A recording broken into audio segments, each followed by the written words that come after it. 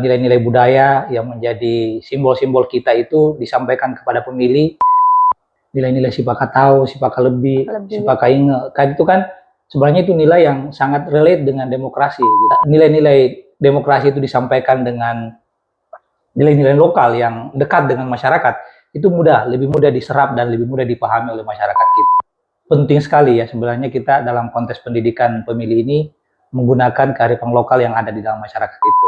Ya pertama sebenarnya kita ini dalam masyarakat Nusantara di berbagai tempat, termasuk di Bugis, itu sudah punya kita nilai-nilai yang sejajar dengan demokrasi. Ya kan demokrasi ini beberapa nilainya itu sebenarnya nilai-nilai universal yang di berbagai masyarakat itu nilai itu dimiliki oleh masyarakat setempat ya. Budaya-budaya lokal kita di dalam tradisi kita, dalam kearifan kita. Sehingga saya kira dengan mengangkat nilai-nilai lokal itu kita menunjukkan bahwa demokrasi itu bukan sesuatu yang asing.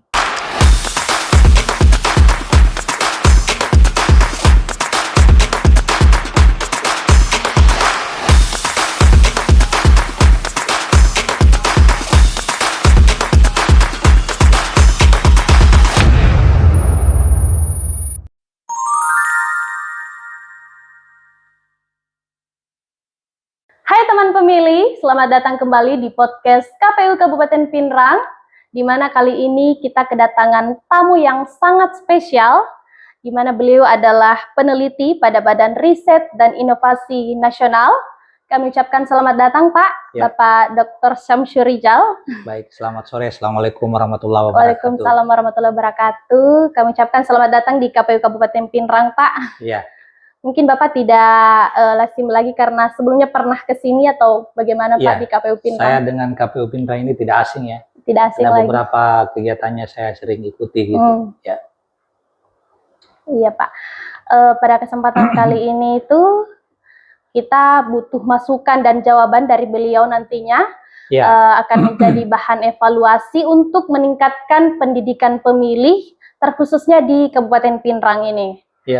Karena kearifan lokal memainkan peran krusial di dalam pemilu di Indonesia, berfungsi sebagai identitas budaya, panduan sosial, dan alat penguat integritas demokrasi. Nah, pertanyaan saya Pak, menurut Bapak ini, apakah kearifan lokal itu penting dalam pendidikan pemilih sendiri?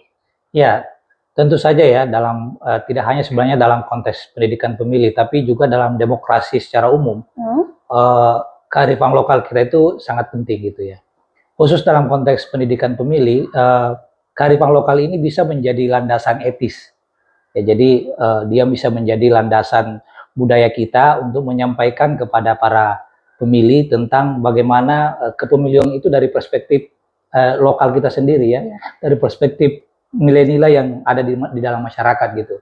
Kita bisa misalnya mengambil nilai-nilai budaya yang menjadi simbol-simbol kita itu disampaikan kepada pemilih dan mereka mungkin dekat dengan itu. Misalnya kalau dalam konteks Sulawesi Selatan ini ada nilai-nilai sipaka tahu, sipaka lebih, sipaka inge. Kan itu kan sebenarnya itu nilai yang sangat relate dengan demokrasi gitu. Nah, dalam konteks pendidikan pemilih ketika nilai-nilai demokrasi itu disampaikan dengan nilai-nilai lokal yang dekat dengan masyarakat, itu lebih mudah diserap dan lebih mudah dipahami oleh masyarakat kita gitu. Jadi saya kira penting sekali ya sebenarnya kita dalam konteks pendidikan pemilih ini menggunakan kearifan lokal yang ada di dalam masyarakat itu gitu. Iya, kan sosialisasi ini dapat digunakan menggunakan bahasa daerah Pak ya, serta memanfaatkan tradisi lokal untuk menyampaikan pesan-pesan kepemiluan agar lebih mudah diterima oleh masyarakat. Nah, seperti apa sih kearifan lokal itu mendukung proses demokrasi di Indonesia ini Pak? Ya, pertama sebenarnya kita ini dalam masyarakat Nusantara di berbagai tempat, termasuk di Bugis, itu sudah punya kita nilai-nilai yang sejajar dengan demokrasi. Ya kan demokrasi ini beberapa nilainya itu sebenarnya nilai-nilai universal yang di berbagai masyarakat itu nilai itu dimiliki oleh masyarakat setempat ya.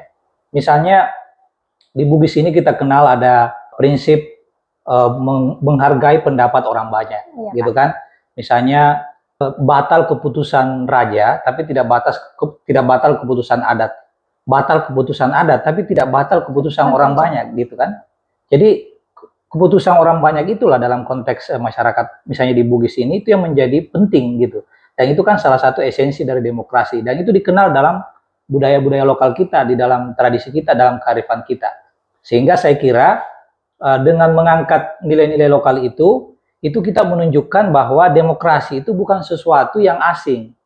Ya, bukan sesuatu yang berasal dari luar, tapi muncul dari budaya kita sendiri, dari kearifan kita sendiri.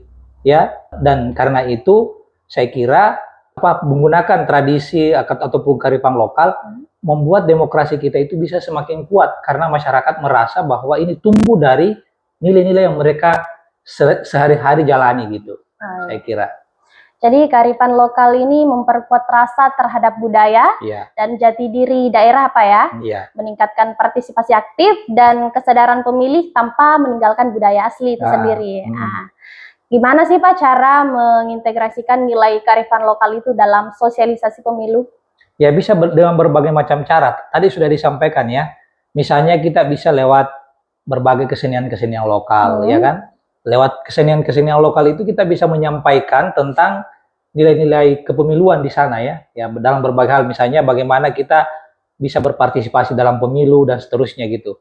Juga bisa disampaikan dalam berbagai wadah-wadah yang sudah ada di masyarakat. Ya misalnya kita mungkin ada istilah Tudan Sipulung, duduk bersama dengan warga begitu ya. Itu kan sudah menjadi bagian dari kearifan masyarakat lokal kita yang ketika membicarakan suatu persoalan itu biasanya mereka duduk bersama dalam konteks yang saya sebut tadi itu dengan Tudan Sipulung. Nah, proses yang tadi Anda sebutkan itu bisa dimasukkan ke situ. Jadi pendidikan pemilu atau sosialisasi tentang kepemiluan bisa masuk di dalam kearifan yang semacam Tudan Sipulung dan beberapa hal yang lain gitu kan ya. Nah, iya. Dan juga mungkin generasi-generasi muda kita itu bisa diajak lewat kesenian-kesenian yang mereka bisa diajarkan kesenian lokal itu untuk mengenali tentang demokrasi, ya, mengenali tentang bagaimana orang harus berpartisipasi, ikut serta di dalam pembangunan, di dalam event-event politik seperti pemilu dan seterusnya gitu. Lewat kesenian, misalnya mereka adakan lomba seni tradisional yang terkait dengan itu dan seterusnya gitu. Ya Pak. Yeah. Terus bagaimana sih Pak pengaruh umur, jenis kelamin, pendidikan, kerjaan dan wilayah terhadap preferensi politik itu sendiri? Ya tentu sangat berpengaruh ya. Jadi misalnya kita kasih contoh ya antara usia muda dengan usia tua ya. Itu preferensi mereka memilih misalnya satu calon kandidat itu tentu berbeda. Katakanlah anak muda kita ini mungkin banyak dipengaruhi oleh informasi-informasi yang berkembang di media sosial. Jadi preferensi mereka memilih satu kandidat itu terpengaruh dengan situasi yang berkembang di media sosial gitu kan. Berbeda ya, berbeda misalnya dengan orang tua yang usianya mungkin sudah 40 tahun ke atas. Mungkin dia lebih banyak melihat keterkaitan dia secara kultural ya dengan kandidat yang bersangkutan itu untuk menentukan pilihannya gitu. Atau mungkin juga bisa saja kalau yang lebih dewasa itu menentukan pilihannya itu dengan melihat siapa orang ini, kapasitasnya seperti apa dan seterusnya. Sementara generasi muda karena lebih banyak interaksinya dengan media sosial bisa dipengaruhi oleh perkembangan yang terjadi di media sosial. Nah, demikian pula dari jenis kelamin antara perempuan dan laki-laki itu bisa berbeda preferensinya gitu ya.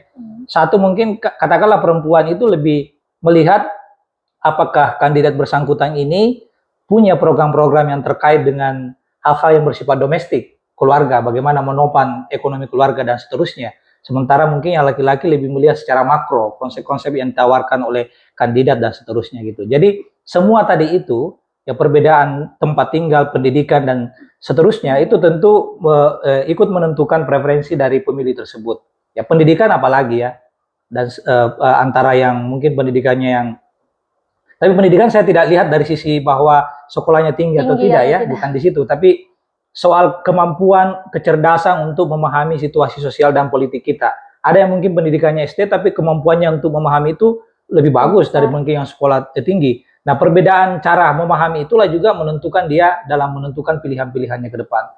Ada yang melihat karena programnya ya lebih rasional, ya ada karena ya terpengaruh, dan ya ini rata-rata ya ada banyak orang yang memilih karena dimobilisasi secara politik. Nah, itu saya kira yang kita harus hindari dalam konteks demokrasi di Indonesia. Supaya demokrasi kita ini tidak dibajak oleh elit-elit tertentu yang mobilisasi pemilih untuk kepentingannya tanpa melihat programnya, tanpa melihat kualitasnya dan seterusnya. Nah, esensi pendidikan politik itu atau pendidikan pemilu di situ sesungguhnya ya, bagaimana masyarakat itu bisa memiliki kecerdasan politik, ya, kecerdasan demokrasi untuk menentukan siapa yang akan dia pilih tanpa pengaruh karena mobilisasi, misalnya karena mobilisasi lewat uang atau mobilisasi lewat identitas, politik identitas dan seterusnya. Itu kan bagian yang nanti kita ajarkan dalam pendidikan pemilu saya kira ya, atau pendidikan kepada para pemilih, terutama pemilih-pemilih muda gitu. Nah, di sini saya kembali kaitkan dengan soal kearifan lokal kita ini. Nah, banyak hal dari kearifan lokal kita ini bisa mendukung itu. Misalnya bagaimana pemilih itu diajarkan untuk memilih secara berkualitas, iya kan? Lewat ajaran-ajaran petua-petua leluhur kita dulu kan begitu ya. Dulu misalnya raja meskipun dipilih sesuai dengan keturunannya ya, tapi juga dilihat kualitasnya. Bahkan ada beberapa daerah di Sulawesi Selatan ini, terutama ke masyarakat adat itu tidak melihat dari sisi keturunan, tetapi melihat misalnya dari kapasitas orang yang bersangkutan itu. Jadi siapapun yang punya kemampuan itu bisa dipilih misalnya menjadi pemimpin adat dan seterusnya gitu. Nah, hal-hal seperti itu kan menarik ya kalau misalnya itu menjadi basis kita di dalam pendidikan pemilu gitu kepada orang-orang yang terutama anak-anak muda, sehingga mereka ternyata kita punya kearifannya, kita punya pengetahuan lokal yang telah mengajarkan kita bagaimana memilih orang secara tepat sebagai pemimpin kita. Karena pemimpin kita itu akan menentukan masa depan kita paling tidak 5 tahun ke depannya. Iya. Iya, Pak. Oke, selanjutnya Pak, sebagai peneliti ini penting kami pertanyakan sehingga bisa menjadi bahan evaluasi untuk penyelenggara pemilu selanjutnya. Apa sih alasan pemilih itu untuk hadir atau tidak hadir di TPS, Pak, menurut pengamatan Bapak sendiri? Ya, pertama tentu saja keberadaan satu calon itu juga menentukan ya. Ya, sejauh mana misalnya program-programnya itu memberikan sesuatu yang baru bagi pemilih dan mungkin menurut pemilih itu memenuhi ekspektasi dia. Ya, itu salah satu yang mendorong orang untuk datang ke tempat TPS. Tapi yang lain itu ya tentu pendidikan itu tadi. Pendidikan pemilu yang masif ya kepada masyarakat, menyadarkan mereka bahwa mereka penting terlibat di dalam demokrasi. Keterlibatan itu kan mulai dari partisipasi, menentukan siapa pemimpin, mengawasi proses jalannya pemerintahan ya, dan terus memberi masukan tentang program-program pembangunan. Itu kan partisipasi dalam demokrasi. Nah, ini yang penting ditekankan di dalam proses pendidikan pemilu gitu ya kan. Nah, pendidikan pemilu itu salah satu bentuk keberhasilannya adalah sejauh mana partisipasi politik masyarakat gitu ya dalam beberapa aspek tadi itu. Tidak hanya soal data memilih tapi juga beberapa yang lainnya gitu. Jadi di samping kandidatnya menggiurkan ya, programnya bagus ya dan membuat orang tertarik untuk itu, juga ya pendidikan pemilunya juga tadi itu, pendidikan politiknya itu juga tadi berhasil membuat orang ikut berpartisipasi. Tentu banyak hal yang lain yang bisa kita lakukan untuk mendorong orang ya. Tapi yang menjadi persoalan kalau kemudian kedatangan orang itu karena mobilisasi lagi-lagi itu tadi ya. Dan itu kan ya kita sudah tahu, iya benar. Dan itu kita tahu lah bahwa dalam banyak hal pemilu kita itu masih terjebak di situ. Orang datang karena ya dibayar misalnya kan, atau dimobilisasi dan seterusnya. Inilah yang saya kira KPU dan semua perangkat-perangkat demokrasi di Indonesia, Bawaslu itu punya, dan masyarakat sipil tentu saja itu punya tugas yang penting di sini. Bagaimana masyarakat itu berpartisipasi karena kesadaran politiknya. Karena kesadaran politik, ya kesadaran bukan politik. Karena dimobilisasi secara politik. Oke, seperti itu. Terus Pak, bagaimana sih cara mencegah eksploitasi politik identitas ini yang berbasis pada ikatan budaya atau agama pada tahapan pemilih atau pilkada selanjutnya?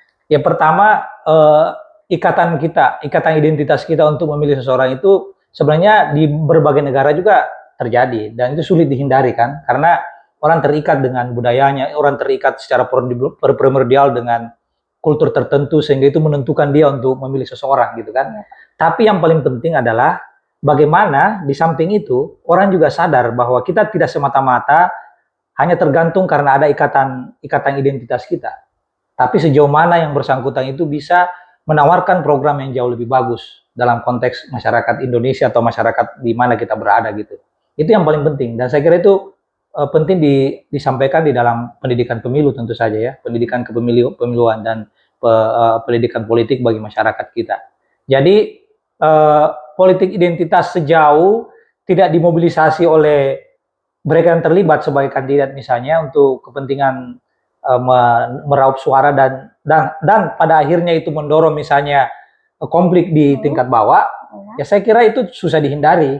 Tetapi sejauh mana kita bisa mengelola itu agar tidak mengarah kepada konflik nantinya kan ya. Politik identitas kalau tidak dikelola dengan baik kan bisa mengarah ke konflik, dan kita punya data-data atau dari berbagai hasil riset menunjukkan itu, ya kan, dari berbagai. Tapi itu namanya politisasi identitas ya, yang banyak dilakukan oleh elit-elit politik kita dalam pilkada maupun dalam konteks pemilihan umum gitu. Ya Pak. Yang terakhir Pak. Ya. Sejauh mana sih nilai-nilai budaya lokal dapat mempengaruhi partisipasi dan kesadaran politik di masyarakat ini, Pak? Ya, saya kira ya memang sekarang ini ada yang mengatakan bahwa dengan perkembangan dunia semakin modern, masyarakat cenderung meninggalkan hal-hal yang bersifat lokal ya, termasuk kearifan-kearifannya itu. Nah, tapi di masyarakat tertentu, di masyarakat di mana mereka masih punya ikatan yang kuat dengan budayanya, itu masih sangat penting gitu. Itu masih menjadi faktor yang bisa mendorong mereka terlibat aktif dalam semua proses-proses demokratisasi dan proses kepemiluan. Nah, karena itu saya kira salah satu yang bisa mendorong partisipasi ini ketika penyelenggara pemilu termasuk KPU di sini bisa memanfaatkan kearifan itu sebagai modal ya, modal atau kapital yang bisa dipakai untuk mendorong partisipasi pemilu. Ya dengan seperti strategi yang saya sudah sampaikan sebelumnya itu tadi. Ya misalnya mengambil nilai-nilainya dan menyampaikan di dalam pendidikan pemilu dan masyarakat merasa dekat dengan itu, akhirnya mereka tertarik gitu kan. Ya banyak yang lebih simpel kan dalam hal-hal tertentu. Ya di beberapa tempat itu misalnya kalau dalam pemilu mereka, ya itu kan hanya simbolik ya, pakai pakaian adat misalnya, di dalam penyelenggaraannya itu dimunculkan simbol-simbol adat. Ya orang tertarik ya, setidaknya dia melihat hal yang baru di situ kan, yang ditampilkan oleh para penyelenggara pemilu. Tapi selain itu nilai-nilainya itu tadi, nilai-nilai lokal itu yang paling penting disampaikan dalam konteks pendidikan pemilu itu tadi, bahwa kita punya nilai-nilai yang relate dengan demokrasi, dan karena itu kita perlu rawat bersama. Menjaga demokrasi artinya menjaga juga kebudayaan kita gitu. Ya, Pak. Ya. Seperti itu Pak. Iya. Oke Pak, mungkin itu saja ya. Oke. Kami ucapkan terima kasih Ya, Pak sama-sama, sudah menyempatkan waktunya Oke. untuk hadir di KPU Kabupaten Pinrang ini. Ya. Sekian mungkin Pak. Ya, saya kira dari saya demikian ya. Senang sekali bisa diskusi soal apa namanya. Saya agak grogi nih Pak. Iya, terima kasih. Selamat sore semuanya. Ya. Assalamualaikum warahmatullahi wabarakatuh. Waalaikumsalam. Baik pemirsa yang ada di rumah, identitas budaya ini dan integritas demokrasi adalah prinsip demokrasi, nilai moral dan aturan hukum dalam pelaksanaan pemerintahan, khususnya pemilu yang menjunjung tinggi kejujuran, transparansi, keadilan, serta kemandirian penyelenggara. Ini memastikan pemilu dan pilkada ini bebas dari kecurangan, manipulasi, dan intervensi sehingga hasil keputusan mencerminkan kehendak rakyat yang sah. Oh iya. Kami ucapkan terima kasih. Untuk pemirsa di rumah, kami sampaikan jangan lupa like, di komen, dan di subscribe supaya bisa menyaksikan YouTube KPU Kabupaten Pinrang ini di episode yang akan datang. Kami ucapkan terima kasih. Terima kasih Pak. Terima kasih. Sama-sama.